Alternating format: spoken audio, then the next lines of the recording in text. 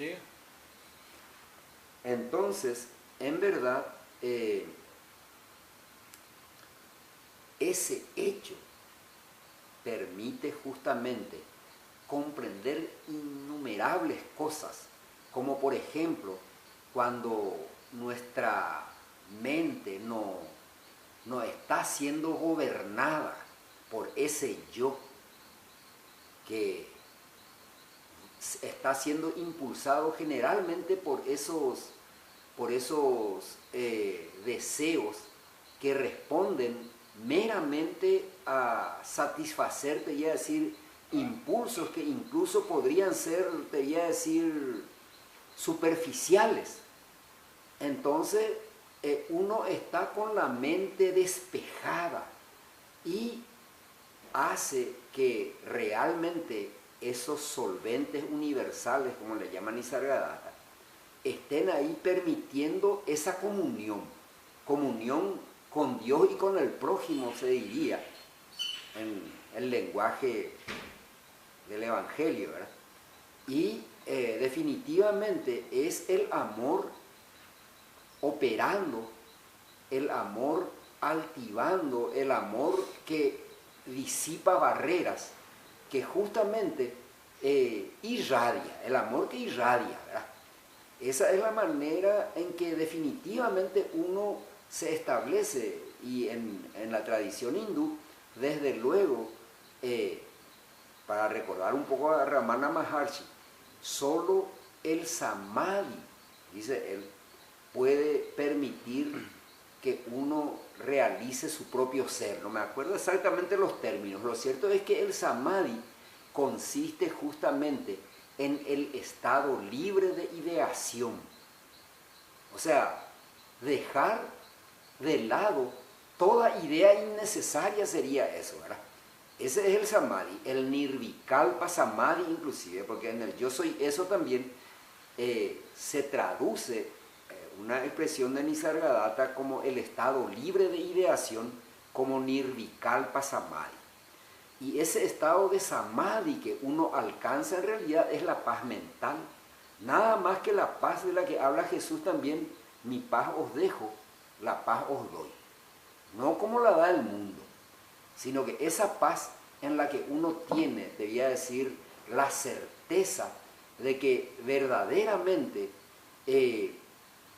todo es Dios, podemos decir en cierta forma, ¿verdad? Es una manera de decir, o todos estamos en Dios, o Dios es todo en todo, ¿verdad? Entonces, en realidad, hay distintas formas de decir, pero cuando Dios uno ve y entiende y siente que está dentro de uno mismo, como el Espíritu Santo que mora en nosotros, tal cual dice Jesús en el Evangelio, o como el Atman o el Gurú interior que está operando en cada uno, identificándose con el Brahman, ¿verdad? Entonces, realmente uno encuentra que todo se facilita, todo se simplifica. Esa es la forma en que justamente uno alcanza, se puede decir, la tranquilidad, el bienestar y, en fin, para usar un poco la expresión de Dattatreya, el conocimiento de la unidad, cuando entonces se libera por fin un hombre del gran miedo de la vida y de la muerte, que en realidad es todo benéfico, o sea, todo, diríamos, es,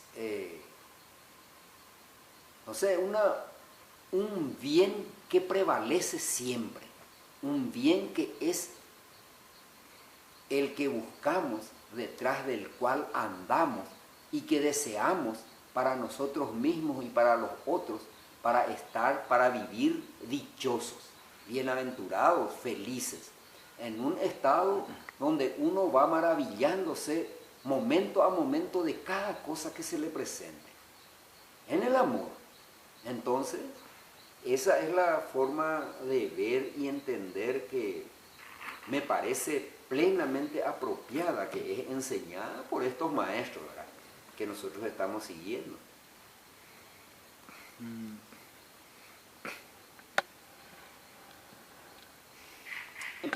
No, yo por estos tiempos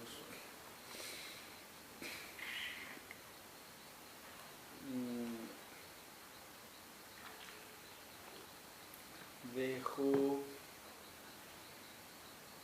eh, dejo mi mente libre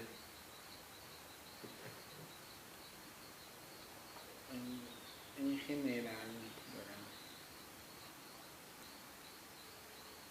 ¿verdad? Casi en todo momento, excepto si en mis pensamientos empieza a brotar alguna especie de agresividad o violencia o alguna especie. Ahí es cuando paro el carro y realmente corto esa situación. Porque después es prácticamente, como te digo, inocuo e inconsecuente, yo podría decir, un pensamiento aquí y allá, uno puede. O a veces, como vos me había dicho alguna vez, uno se sienta y se ríe de sus propios pensamientos ahí, ¿verdad? En parte uno eso puede darse, y porque no genera ninguna especie es como un proceso biológico cualquiera, como la circulación de la sangre o lo que sea, ¿verdad? El ácido estomacal o la digestión o la respiración, los pensamientos, como te digo, en mi caso en particular, en mi mente, soy prácticamente libre de cualquier eh, filtro o control consciente, excepto si de repente hay alguna especie de agresión de alguna laya, ¿verdad? Que, como te digo, a veces eh, incluso, como vos decís, puede ser de repente más difícil de detectar si es porque el ego, qué sé yo, es egocéntrico, lo que sea, ¿verdad? Uno puede decir, bueno, pero cuando ya cruza la línea, para mí es esa especie de agresión. Y por eso es que te digo, el tema de la no violencia, volvemos a la no violencia. Y en parte eso es lo que también termina pasando si es que uno aplica el tema de la no violencia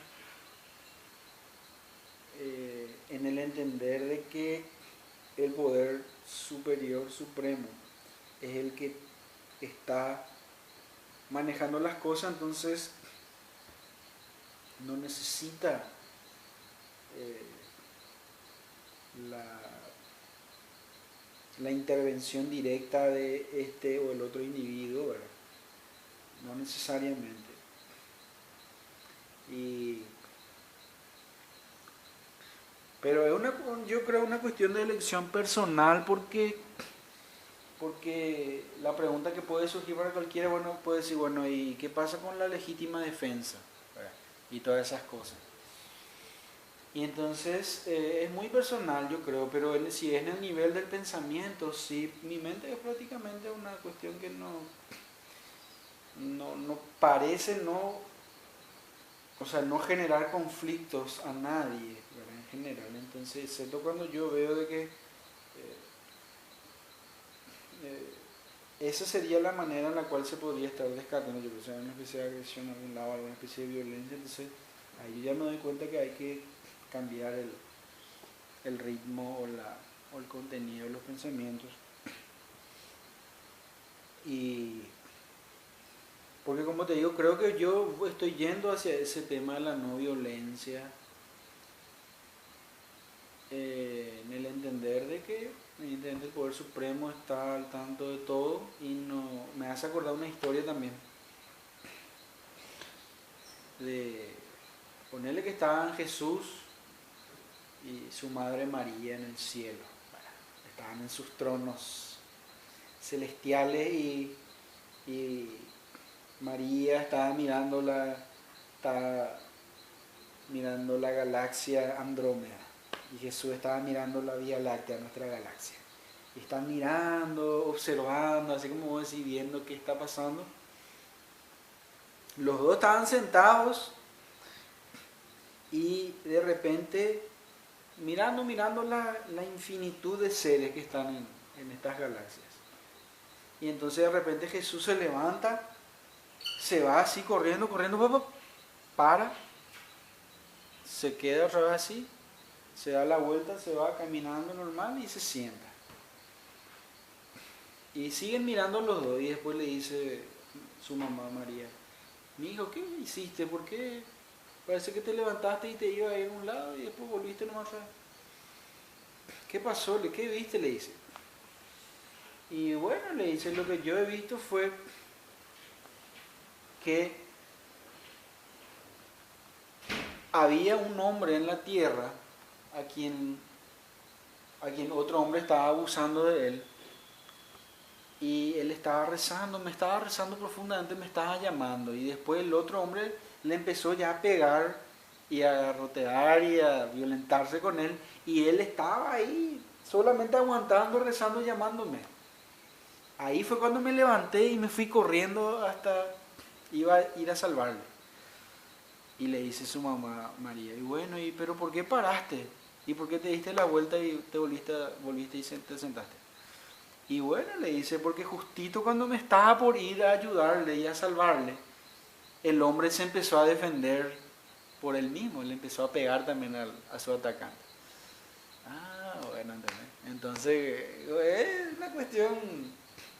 Y también me hace acordar justamente del tema de la política en lo que respecta a los movimientos de extrema derecha y extrema izquierda, ¿verdad? Que los yanquis son los que están, pero está pasando en muchos lugares del mundo también. Pero los movimientos de extrema derecha yanqui, viste que ellos tienen su segunda enmienda, que es el de portar armas, ¿verdad? Y esta es una cuestión histórica, la labra, desde que se fundó la nación, ellos tienen eso. Más o menos como una cláusula de antitiranía, ¿verdad? De que el pueblo puede por sí mismo defenderse con sus propias armas de cualquier enemigo foráneo o interno, ¿verdad? Y entonces hay milicias entre los yanquis, ¿verdad? Que tienen tienen armamento pesado, como te digo, rifles de guerra y metralletas y cosas así.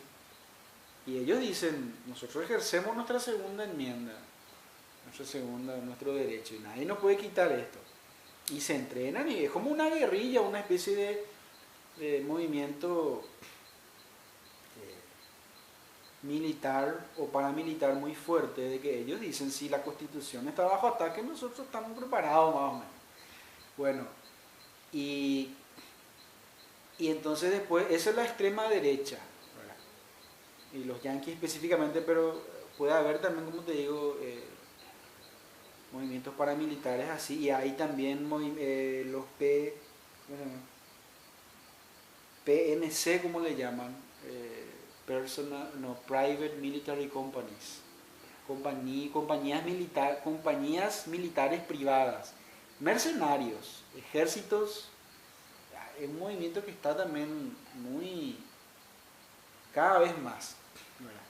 Y entonces los mercenarios pues siempre hubo en realidad, ¿verdad? Pero ahora, como te digo, con mayor tecnología y más dinero y más interés, entonces la gente se empieza a preocupar de dónde está la lealtad de estos soldados, ¿verdad? Porque el mejor postor, pues, quien paga mejor. Bueno, y después la extrema izquierda, que es uno de los movimientos, se llama antifascismo, ¿verdad? Antifascista, que existió por supuesto también en la Segunda Guerra Mundial y todo eso, ¿verdad? Una gente que se opuso a los fascistas, pero ahora está con mucha fuerza también. Y lo que estos dos grupos de extrema izquierda, Antifa, ponerle, o extrema derecha, los paramilitares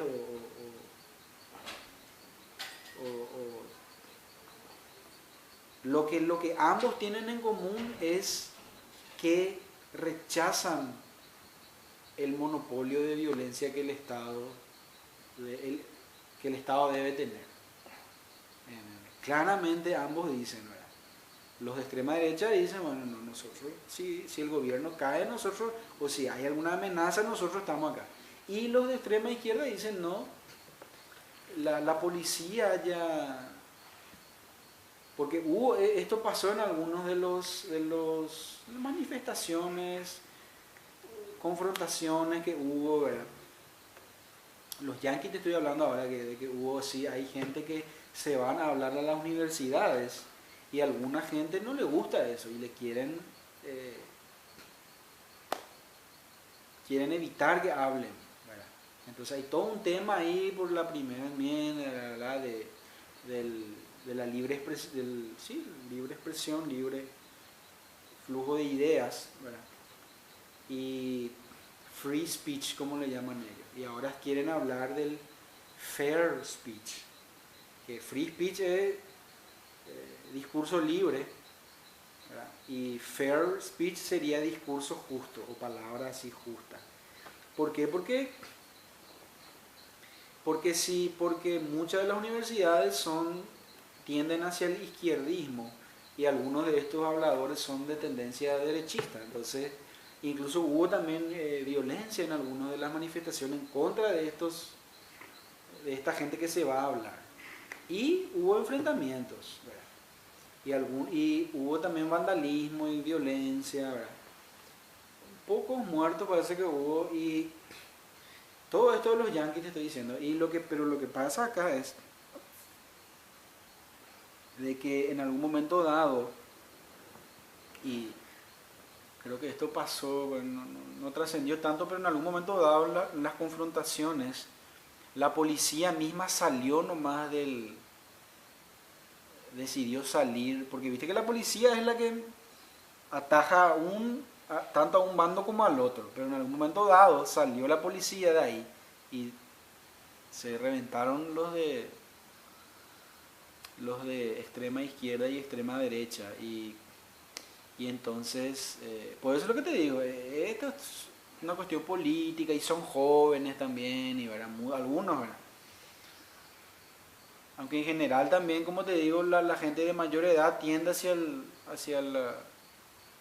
el conservadurismo derechista, vamos a decir, y los más jóvenes hacia la especie de liberalismo izquierdista. Pero lo que ambos extremos tienen en común raramente es de que nosotros vamos a usar la violencia, sea para atacar o para defender o sea, nosotros podemos usar esa violencia si queremos, si necesitamos. Y como te digo, es una cuestión que se plantea en ese nivel ahí, ¿verdad? Pero para mí, como te digo, la violencia misma empieza con la mente luego. Ese es el tema. Por eso te digo que para mí es una cuestión que no... Como te digo, yo me siento nomás y me río de mis pensamientos, excepto cuando hay alguna especie de tendencia, así que, este pensamiento venía acá, ¿entendés? No. Pero como te digo, la violencia está en todos nosotros también, ¿verdad? Y por eso es un asunto muy delicado. Es la tendencia animal que tenemos de, ¿verdad? Todo lo que puede salir como el miedo, la ira, el enojo, lo que sea. Y como vos decís, el tema de la paz, por ejemplo, que uno debe estar cultivando constantemente, ¿verdad?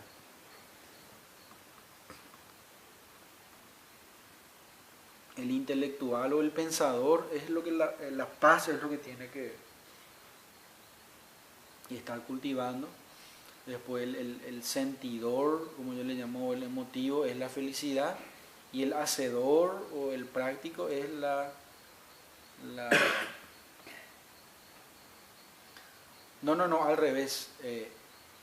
El pensador es la paz, el sentidor es el amor y el hacedor es la felicidad. Eso es lo que yo suelo... Si dividimos en tres, ¿verdad? La psicología. Pero la felicidad es una cosa, como te digo, eso es lo que yo, como te dije, que le llamé el triángulo de oro o la beatitud, ¿verdad? Amor, felicidad y paz.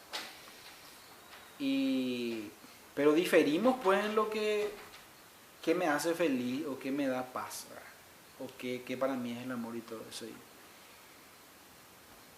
Entonces, ¿dónde se traza la línea? En la especie de violencia que surge, ¿verdad? Que evidentemente la expresión física o contundente de una violencia es algo que ya estuvo ya en el sentimiento y en el pensamiento antes de estar en lo físico. Por eso yo creo que, como te digo, el tema de la no violencia, así como Gandhi la practicó, ¿verdad?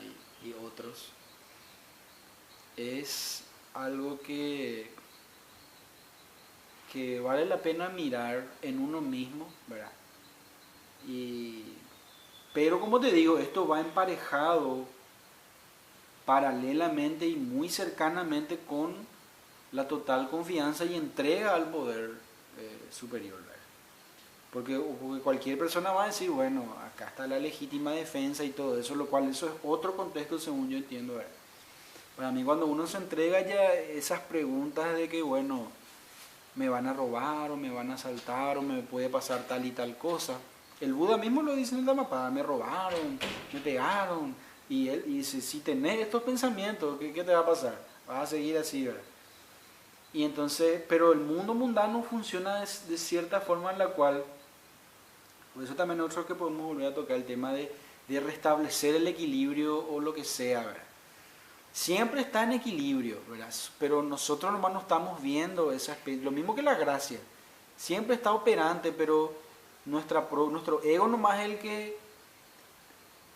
que eclipsa al sol de alguna manera y genera una ilusión de separatividad o de lo que sea, ¿verdad? Pero como vos decís también, si hablamos del mal, eso también es otro tema, ¿verdad?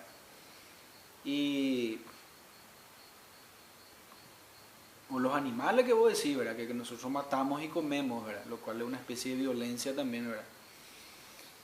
Pero el ver cómo se compensa y cómo eso se integra en un nivel superior de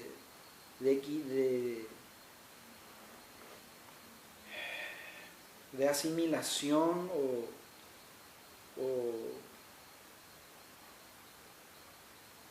armonía, ¿verdad?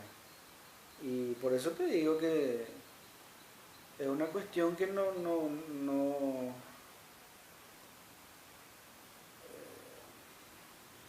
tiene también que ver con esta narrativa del ego, ¿verdad? De que el ego, como dice Ramana, dicen los 40 versos de la realidad, si el ego se alza, todo se alza. Si el ego baja, todo baja. O sea que entonces el ego es todo. Entonces esta narrativa de que el ego es todo y de que lo único que necesitamos hacer es ver o controlar o trascender o purificar o observar el ego, ¿verdad? Y ahí está todo bien. Entonces eso yo creo que funciona, es una de las narrativas que, como te digo, más parece aplicables o que funcionan mejor, porque hay también un dicho que dice, si lo único que tenés es un martillo, entonces todo se empieza a parecer a clavos. ¿Entendés? Porque crees. Entonces la gente también que tiene su propia narrativa, su propia creencia, como los santos o los pecadores, o tal cosa, o Jesús, o el Buda, o lo que sea, en ese nivel institucional, o sectario, o grupal de tal o cual denominación, ¿verdad? Entonces, como te digo, se aplica también esa dinámica que estábamos hablando recientemente del rebaño y todo eso, ¿verdad? Pequeño rebaño. Pero lo que a nosotros nos concierne, ese tema del ego, por ejemplo, está muy interesante porque yo veo cómo eso se puede aplicar, así como el martillo y los clavos, ¿verdad? Yo veo cómo eso se puede aplicar casi de manera universal, pero al mismo tiempo veo también que es una mera narrativa que uno aplica o un molde en el cual uno tira todo y se aplica, ¿verdad? Y que este tema del ego, y por eso del ego, el ser, ¿verdad?